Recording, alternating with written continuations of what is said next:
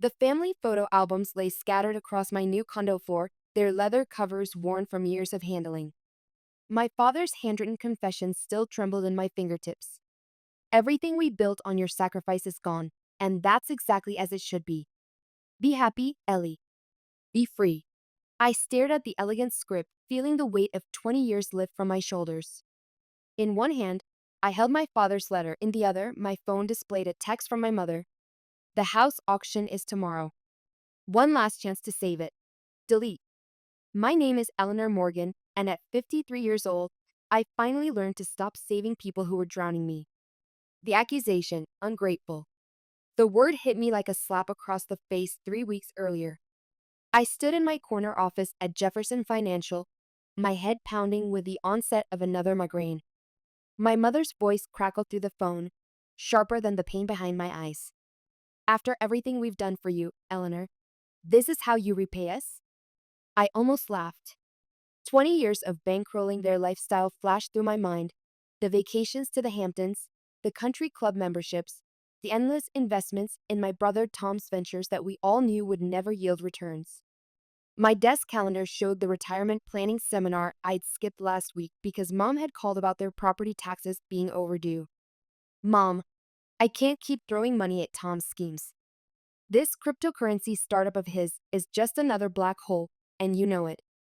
Your brother has vision, she snapped, her voice carrying that familiar note of disdain she reserved just for me.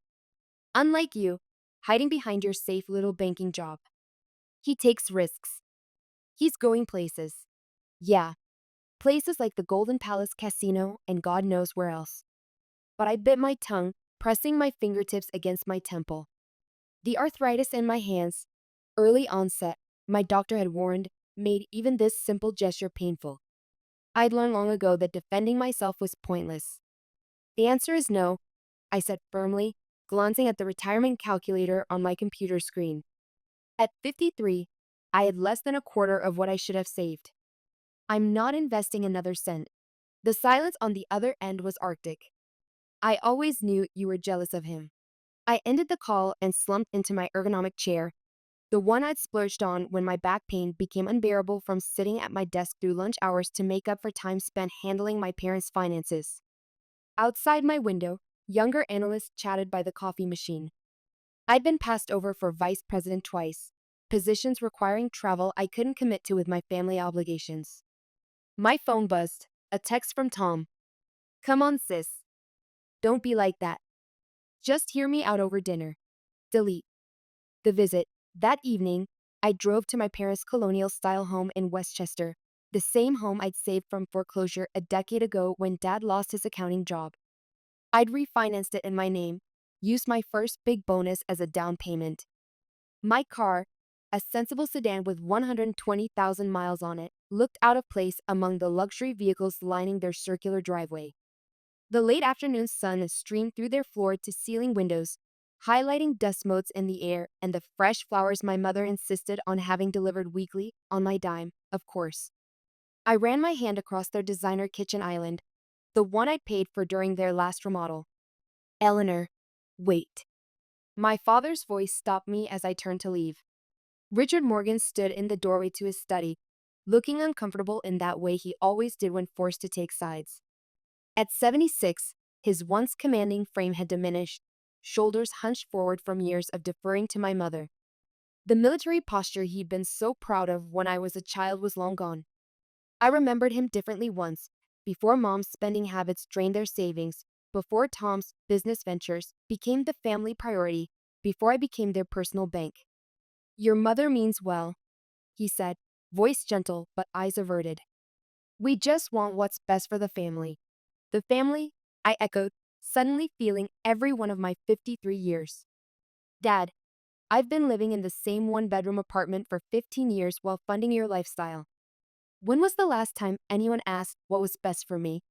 He shifted his weight, arthritis in his knee making him wince. I noticed the pill organizer on the counter, heart medication I paid for monthly. You've always been so capable, so independent. Independent because I had to be, capable because no one else in this family was willing to step up. I didn't say it. What was the point? Instead, I kissed his cheek and left, the familiar guilt settling around my shoulders like an old, heavy coat. The discovery. A week later, I was sorting through my mail when I found it, buried between credit card offers and utility bills. A notice from their estate planning lawyer, accidentally sent to my address instead of theirs. My hands trembled as I read it, then read it again. They had transferred everything to Tom. The house I'd helped them keep. The investment accounts I'd advised them on. Everything we'd built together over 20 years, now legally signed over to my younger brother. I sat at my small kitchen table, the space barely accommodating one person, much less the family I'd once imagined having before my caregiving duties took precedence. On the wall hung a calendar showing white sand beaches in Bermuda, a Christmas gift from my parents that had somehow ended up in my apartment. I'd never been there myself. The letter blurred as tears filled my eyes, not from sadness, but from something hotter, something that had been building for decades. Rage. I called my best friend Sharon immediately. They wrote me out, I said, my voice hollow, like I never existed. Those manipulative bastards, she breathed. Sharon and I had been friends since college. She'd watched for 20 years as my family drained me dry, had tried to warn me dozens of times. What are you going to do? I opened my laptop, logging into the emergency accounts I'd set up years ago, joint accounts requiring my signature for any major changes. Accounts my parents had forgotten about in their rush to erase me. They think they can just throw me away. My cursor hovered over the access settings. They forgot who's been holding the purse strings all along. I thought about my lost dreams. The director position I'd turned down because it required travel to the London office, and who would handle my parents' finances while I was gone. The apartment I still rented because every spare dollar went to maintaining their lifestyle. The relationship with Rob that had fizzled because I was too busy playing ATM to my family. My mother's voice echoed in my head. Ungrateful. No, I'd been nothing but grateful. Nothing but giving. Nothing but the dutiful daughter for 20 years. And this was my reward. Being discarded the moment I refused to play their game. My phone lit up with another text from Tom. Hey, need to discuss something urgent about the startup. Can you transfer $50K by tomorrow? I looked at the emergency account balance. Nearly $500,000.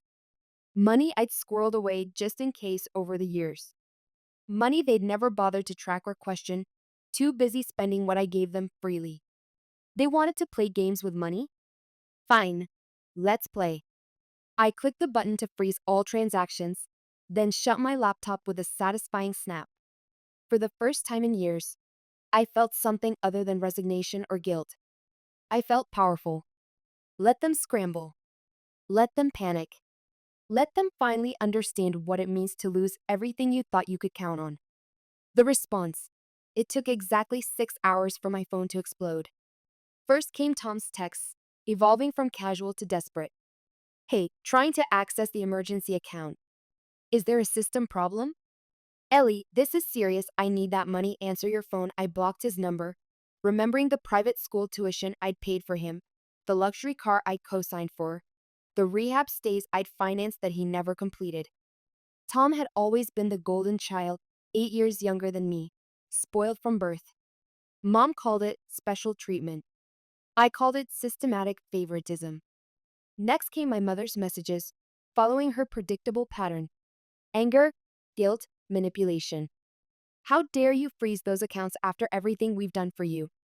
Your father is devastated. Please, sweetheart, we need access. Don't be difficult. At 74, Vivian Morgan was still as manipulative as she'd been in her prime.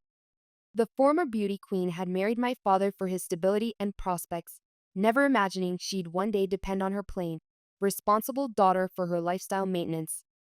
I recalled her pinched expression at my college graduation dinner when I announced my finance major instead of pursuing modeling like she'd pushed for.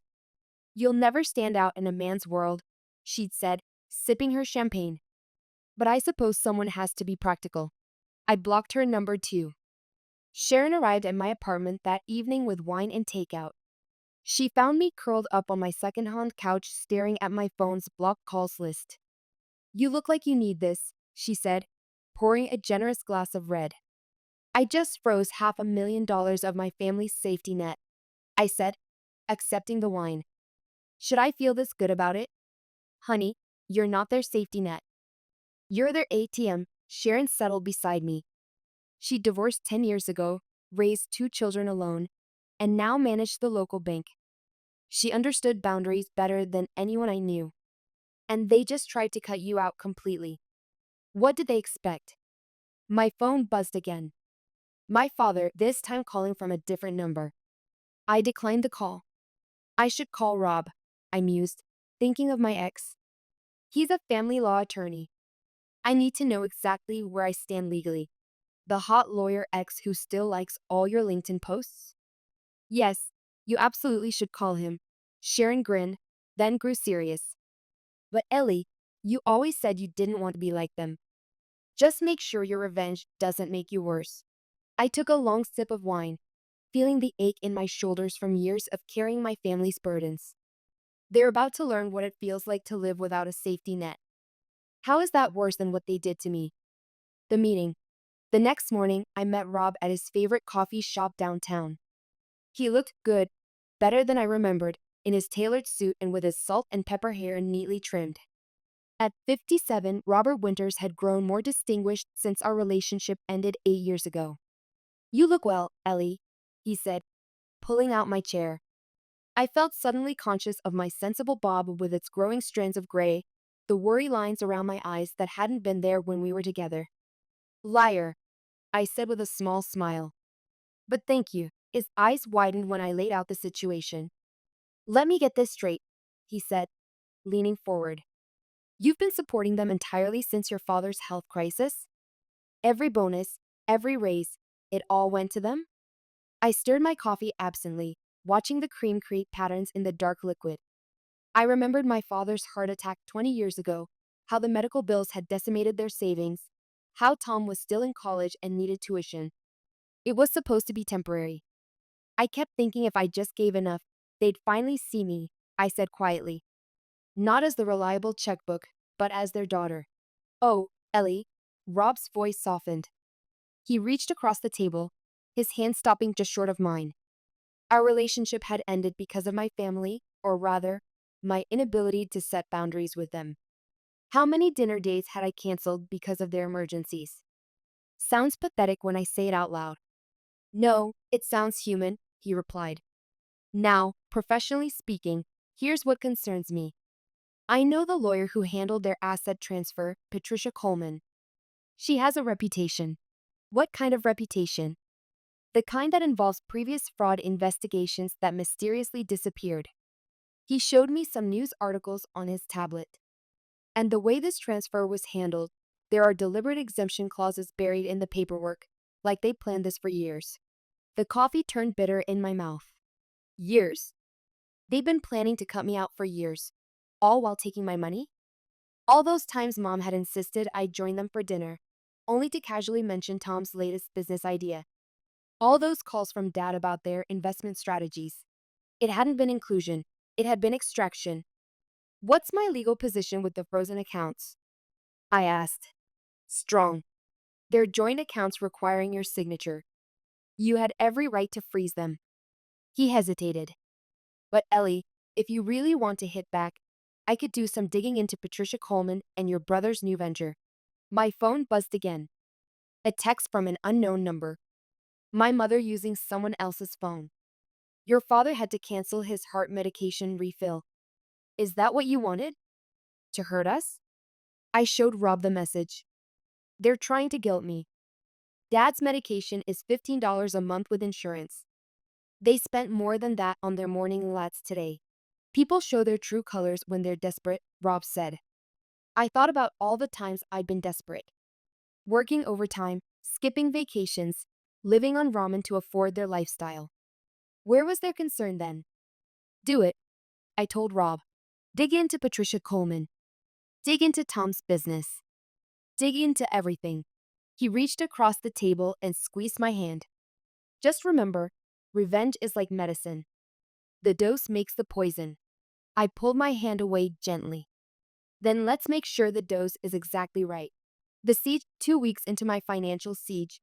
Tom's attempts to manage the family money were like watching a toddler try to juggle chainsaws. Every day brought a new disaster, and I had front row seats to the show. Your brother bounced another check, Sharon reported over lunch. She worked at the local bank and kept me informed. And your mom tried to use her credit card at Nordstrom, declined. She made quite a scene. I stirred my salad, remembering all the times I'd had to eat microwave dinners so they could maintain their lifestyle.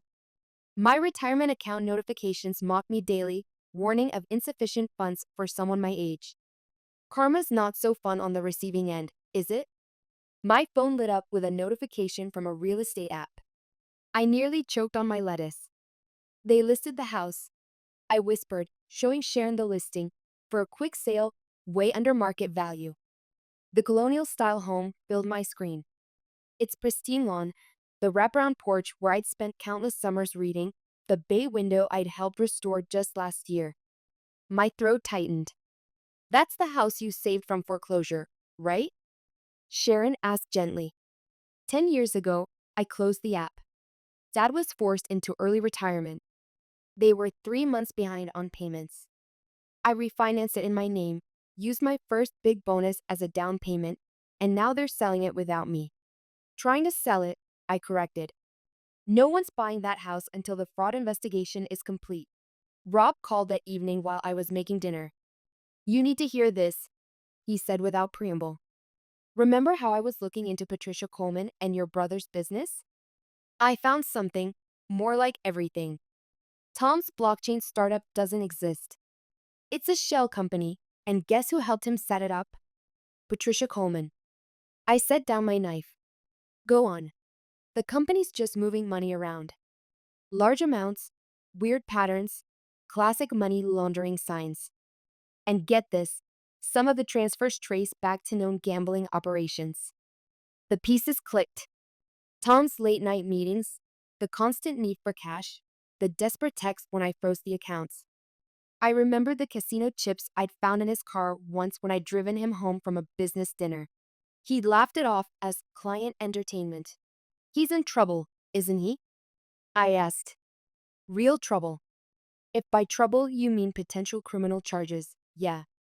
And your parents' lawyer knew exactly what she was doing when she helped him set this up. I heard a knock at my door. Through the peephole, I saw Tom.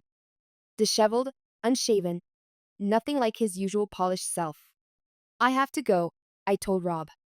My brother's here. Want me to stay on the line? No, I can handle him. I opened the door but kept the chain on. What do you want? Please, Ellie. His eyes were bloodshot. I need help. There are people. I owe them money. Gambling debts. He flinched. At 48, Tom Morgan looked simultaneously younger and older than his age. His boyish face was now lined with stress, but he still carried himself with the entitlement of the perpetually rescued. I remembered bandaging his knees when he fell off his bike at 10, helping him with college applications at 18, co-signing his first apartment lease at 22. When had helping become enabling? How did you? He started. Doesn't matter. What matters is you're not my problem anymore. Mom and Dad made that very clear when they signed everything over to you. They didn't mean, yes, they did. I met his eyes. They meant every signature, every clause, every deliberate move to cut me out while taking my money. And now you're all learning what life is like without your personal banker. These people are dangerous, he whispered. If I don't pay, then I guess you better sell that fancy car. Or maybe that Rolex I bought you for Christmas. I started to close the door. Oh wait, you probably already pawned it. You're my sister. Funny. You all forgot that when you were planning to write me out of the family. I shut the door on his protest and leaned against it, breathing hard. My phone buzzed, a text from my mother. Your brother is crying in our driveway. Are you proud of yourself? I typed back. Are you proud of raising a son who gambles with dirty money? No response. That night, I drove past my childhood home. The for sale sign looked wrong in the front yard, like a tombstone marking the death of my family's facade. A light was on in the kitchen, and through the window, I could see my parents at the table, heads bent together over papers. They looked older somehow, smaller. For a moment, my finger hovered over my mother's contact. It would be so easy to give in, to be the responsible one again, to fix everything like I always did. I remembered my therapist's words from years ago. You didn't cause it, you can't control it, and you can't cure it. I drove away, leaving them to their dimly lit kitchen and their mounting bills. Let them learn what it feels like to be abandoned. The confrontation, I followed Tom's silver BMW through downtown, keeping two cars between us. He'd been making these mysterious trips 3 times a week, always claiming they were investor meetings for his blockchain startup, the startup that didn't exist. He pulled into the parking lot of the Golden Palace Casino. Some investor meeting, I muttered, snapping photos with my phone. Through the windshield, I watched him hurry inside, looking over his shoulder like a man who knew he was in trouble. My phone rang. Rob. That background check on Patricia Coleman came back, he said. She's been involved in 3 different money laundering cases, all dismissed under suspicious circumstances. Let me guess, she helped the guilty parties hide their assets? Exactly. And now she's helping your brother do the same thing. I was about to respond when someone knocked on my car window. I jumped. My mother stood there, designer handbag on her arm, face twisted with anger. Following your brother now? She demanded as I reluctantly rolled down the window. What kind of sick game are you playing? The kind where I expose what's really going on, I said. Did you know your golden child is gambling away everything you gave him? He's networking, building business relationships. Her voice had that same dismissive tone she'd used when I was 13 and reported Tom stealing from my piggy bank. He was just borrowing, she'd said then. I gestured at the casino. In there? Wake up, Mom. He's not running a startup. He's running a money laundering scheme with your crooked lawyer. How dare you? She grabbed my car door handle, yanking it open. You've always been jealous of him. Always trying to make him look bad. He doesn't need my help with that. I stepped out of the car, facing her. Despite her 74 years, Vivian Morgan still carried herself with the regal posture of the former beauty queen she was. The rain had started to fall, dampening her carefully styled hair. Tell me something. How long did you plan to cut me out? How many years did you spend taking my money while plotting behind my back? We did what was best for the family. I was family too. My voice cracked. Or was I just the bank account you kept around until you didn't need it anymore? You were never meant to be the star, Eleanor. She smoothed her expensive blouse, one I'd bought her last birthday. You're the responsible one, the boring one. Tom has vision. Tom has gambling debts and a fraud investigation coming his way. Her face paled. What investigation? The one I'm helping build against him and Patricia Coleman. You wouldn't dare. Try me. A car door slammed nearby. My father emerged from their Mercedes, looking uncomfortable as usual. Vivian, please, he said to my mother. Not here. Did you know about the money laundering, Dad? I asked. Or did you just sign whatever papers Mom put in front of you, like always? He flinched. In the harsh neon lights of the casino entrance, the lines on his face deepened. I saw not just the man who had failed to protect me from my mother's favoritism, but also the young soldier who had once been trained to follow orders without question, the accountant who had built a career on precision and rules, the father who had once taught me to ride a bike with infinite patience. Your brother made some mistakes. But what? But he's your son? But he deserves another chance? I laughed bitterly. I gave you chances for 20 years. I gave you everything I had. We never asked for, yes, you did. Every single time, every crisis, every bill, every temporary loan that was never repaid, you asked, and I gave and gave and gave. Ellie. I turned. Sharon stood there, having just pulled into the parking lot. She took in the scene, my mother's rage, my father's discomfort, my shaking hands. Everything okay here? She asked, moving to stand beside me. We're having a family discussion, my mother snapped. Family? Sharon's voice dripped acid. Funny, I thought you wrote Ellie out of the family. Or does she only count as family when you need her money? This doesn't concern you.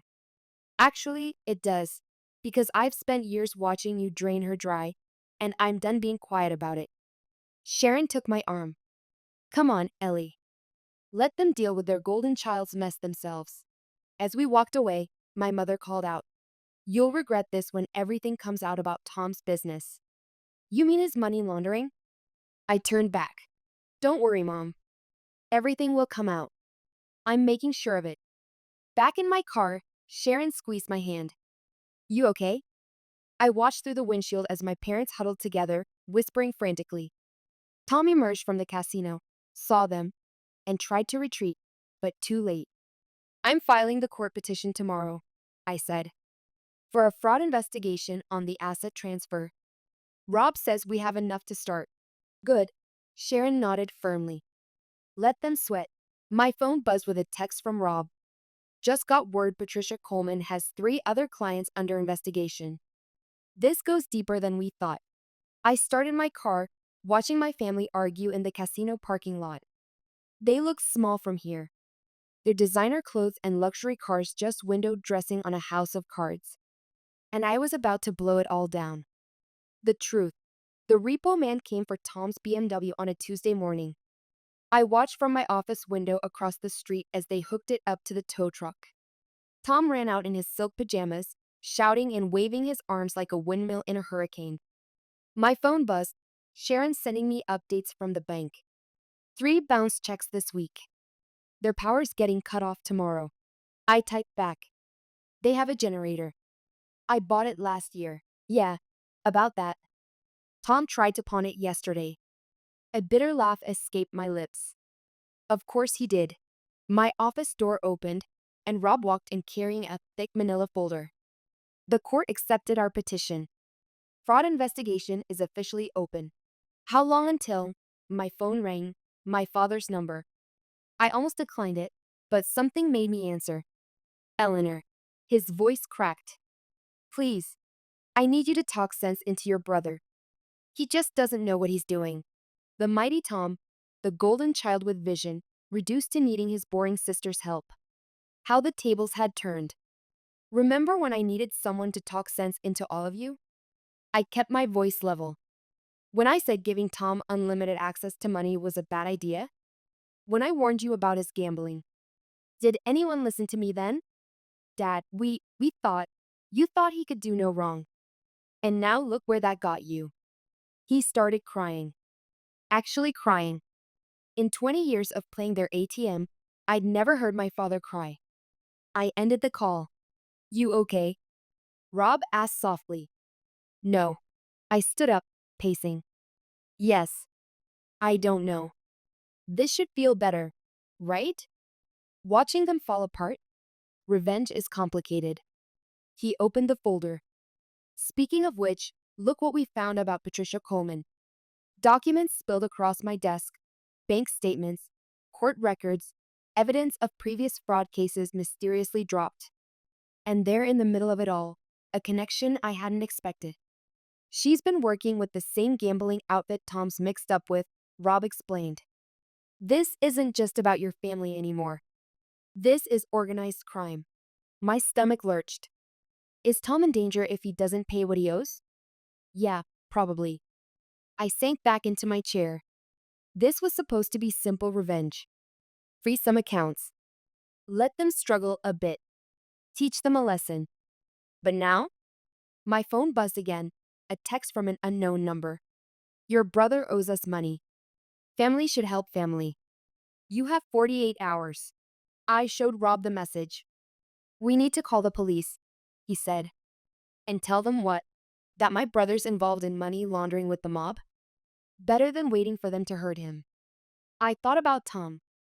Spoiled, entitled, reckless Tom, in over his head with dangerous people. Despite everything, my chest tightened with worry. Another text came through, this time from my mother. The power's out. We can't afford food this week. Please, Eleanor, you've made your point. Don't answer it, Rob warned. They're trying to manipulate you again. I know. I stared at the message. But what if Tom really is in danger? Then he got himself there. You're not responsible for saving him. My office door burst open. Sharon rushed in, face flushed. "You need to see this," she said, thrusting her phone at me. On the screen was a local news article, "Prominent lawyer under investigation for multiple fraud cases." Patricia Coleman's photo stared back at me. "It's starting," Rob said. "Once this hits the news, everything else will unravel." My phone rang again. Tom. This time using a new number. "Eleanor, please," he begged when I answered. "These guys, they're serious. They came to the house last night. Mom's terrified. Should have thought about that before you got involved with them." I didn't know. I didn't think. That's the problem, Tom. You never think. You just expect everyone else to clean up your messes. "They're going to hurt me." The words hung in the air. I looked at Rob, then Sharon, seeing my own conflict reflected in their faces. "Give me an hour," I said finally, and hung up. "Ellie," Sharon started. "I know." I grabbed my coat. "But if anything happened to him, even after everything they did, you're not responsible for saving them," Rob repeated. "No," I agreed. "But I'm responsible for what I do next, and I won't have their blood on my hands, even if they deserve it." I headed for the door, then paused. "But that doesn't mean I'm going to make it easy for them." The resolution, Edward Sullivan's office, reeked of old money and expensive cigars. He sat behind his mahogany desk, looking exactly like the family friend who'd watched me grow up. Silver-haired, Brooks Brothers suit, grandfatherly smile that didn't quite reach his eyes. "Your mother called me," he said, folding his hands. "She's quite concerned about the family situation." "I'm sure she is." I placed a USB drive on his desk. "But before you decide to play White Knight, you should see what's really going on." He plugged in the drive, and his face darkened as he scrolled through the documents, bank statements, casino receipts, money transfers to shell companies, the evidence Rob and I had gathered. "Tom's been laundering money," I explained. "That startup he pitched you last month doesn't exist.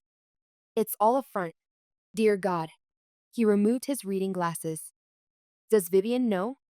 "Mom sees what she wants to see. Always has. And you're showing me this because they're about to ask you for money. Probably already have. And I don't want you getting dragged into their mess." He leaned back, studying me. "You know, I always wondered why such a bright girl stayed in that toxic situation for so long. I thought if I just tried hard enough, gave enough." I swallowed hard. "Pretty stupid, huh?" "No." His voice softened. "Just human." My phone buzzed, Rob texting updates about the fraud case. Patricia Coleman had been suspended pending investigation. The walls were closing in. "Thank you for the warning," Edward said, standing.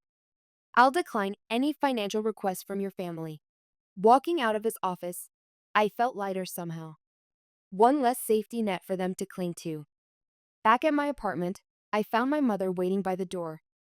"You went to Edward," she accused. "You poisoned him against us."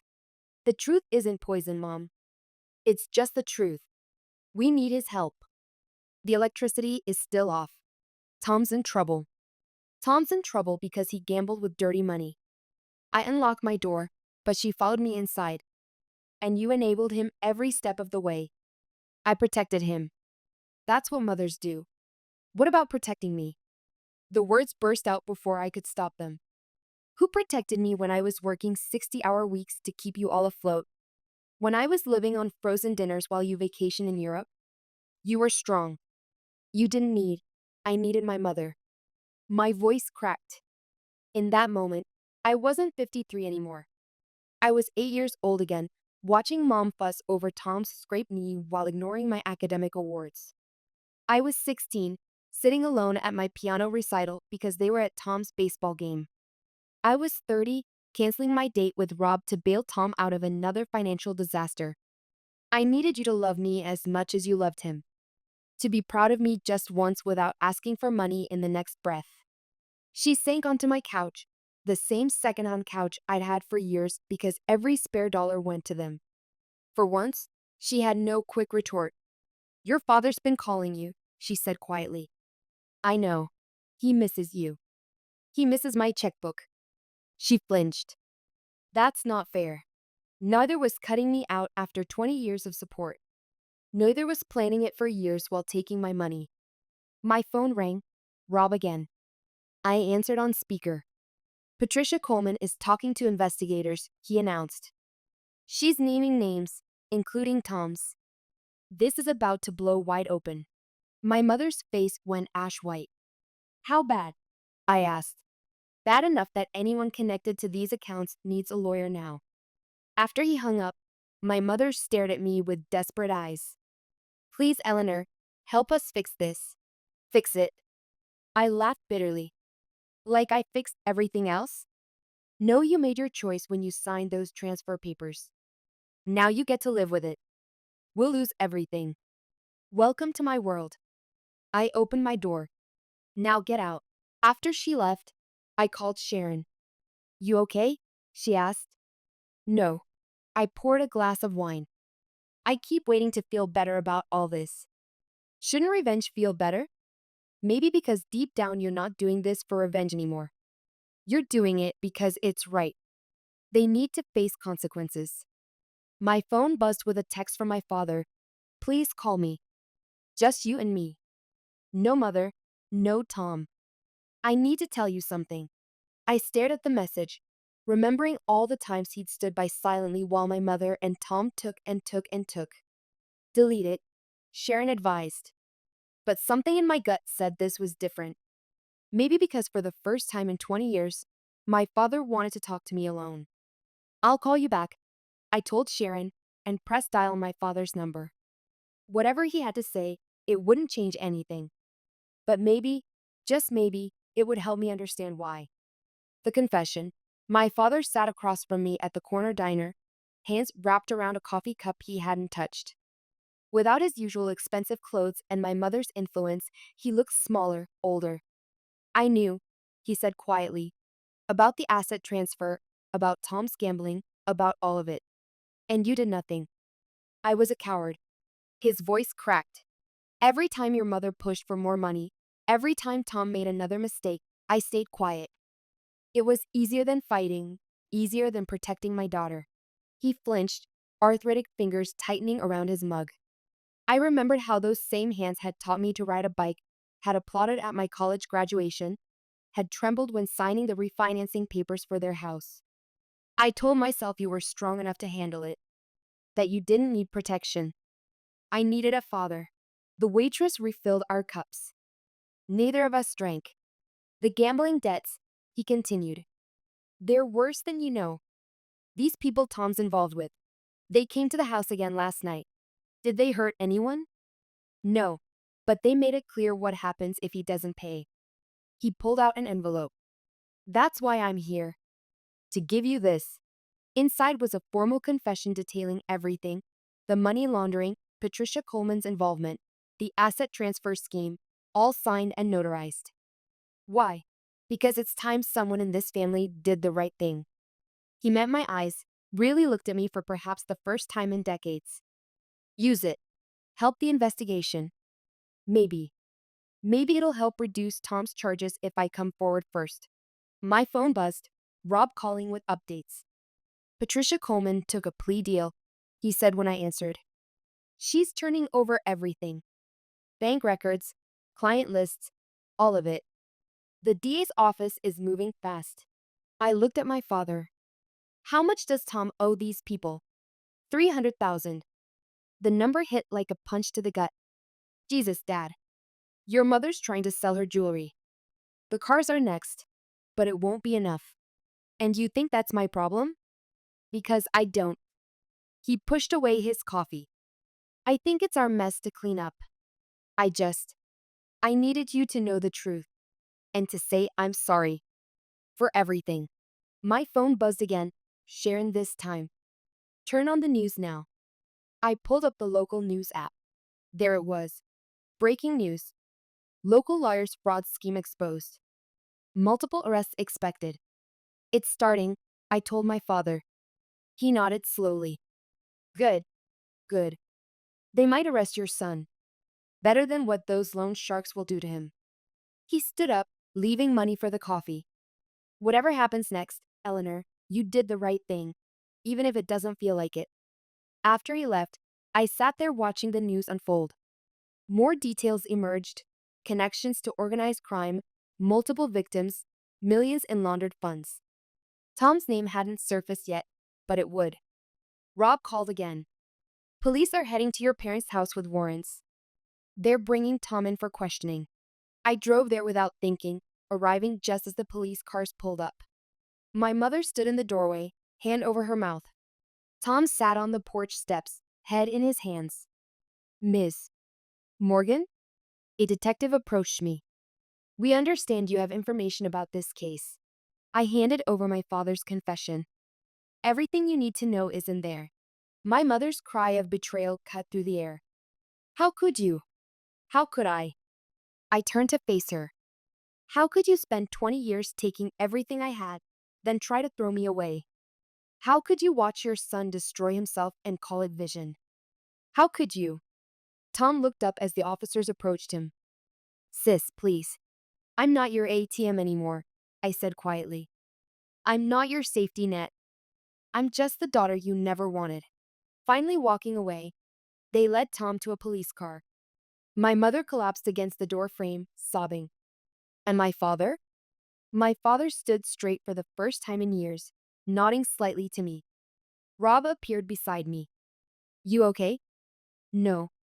I watched the police car drive away. But I will be. New beginnings. The realtor handed me the keys to my new condo with a bright smile. Congratulations.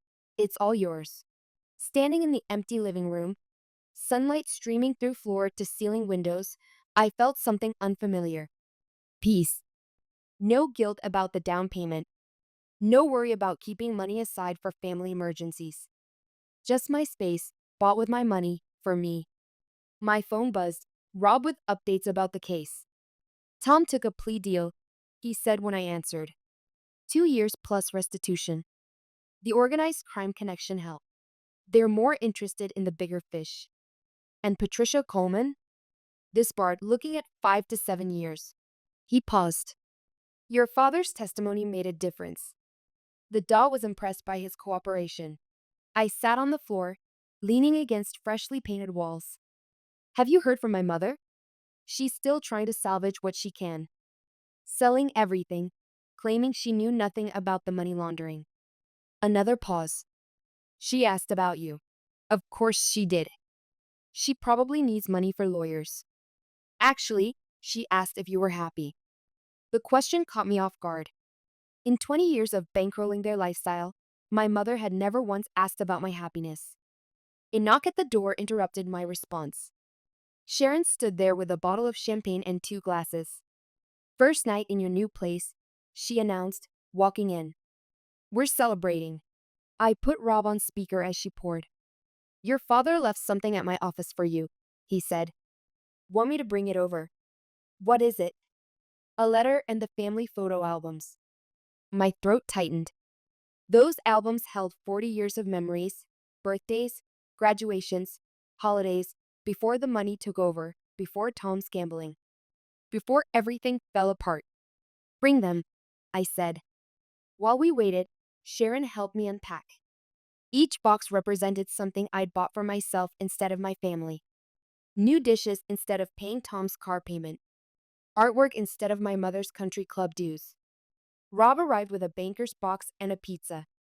We sat on my new floor, eating and drinking as I opened the letter from my father. Dear Eleanor, these albums belong to you. They remind me of when we were a real family, before money poisoned everything. Your mother and I failed you. We took your love and twisted it into obligation.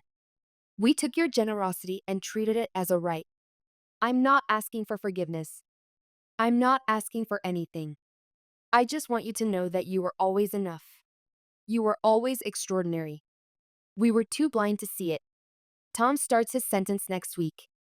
Your mother is staying with her sister? The house sells at auction soon. Everything we built on your sacrifice is gone, and that's exactly as it should be. Be happy, princess.